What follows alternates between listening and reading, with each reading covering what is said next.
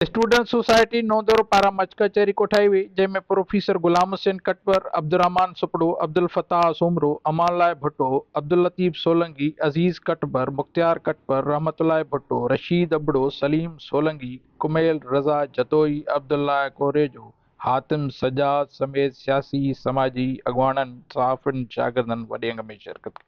Much कचहरी में student society के क़याम तोड़े शागिर्दनि जे हिन सेहतमंद सरगर्मियुनि खे साराहियो वियो। स्टूडेंट सोसाइटी के सरकर्दनि तोड़े आयल अगवाननि चयो त तइलीम जे बहितरीअ लाइ कम जी ज़रूरत आहे, जॾहिं त मुस्तक़बिल नौजवाननि जो आहे। अॼोको प्रोग्राम ईअं सम्झिजे नई तरह जे समाज में या सियासत में या सुजाॻीअ में नौजवान जेको असांजो जंहिंजी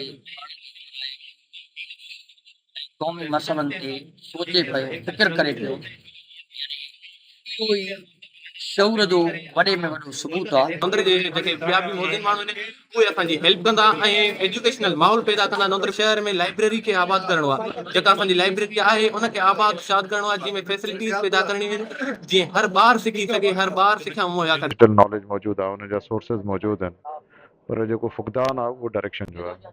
पर हिन क़िस्म जा प्रोग्राम जेकॾहिं थींदा रहिया त उन सां उन्हनि खे आहिस्ता आहिस्ता इहे शयूं फिल्टर थींदी वेंदियूं ऐं उन्हनि खे एक्ज़ैक्टली ख़बर पवंदी त असांखे अॻिते काॾे वञिणो आहे। ठही आहे त असांजी सिंध आहे। असां पंहिंजी सिंध सां एतिरी मोहबत रखूं था जेतिरी असांखे पंहिंजे सिर सां।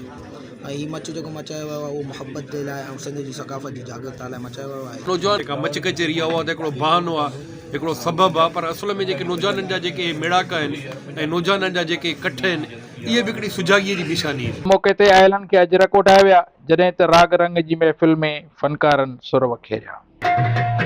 अख्तर अबड़ो।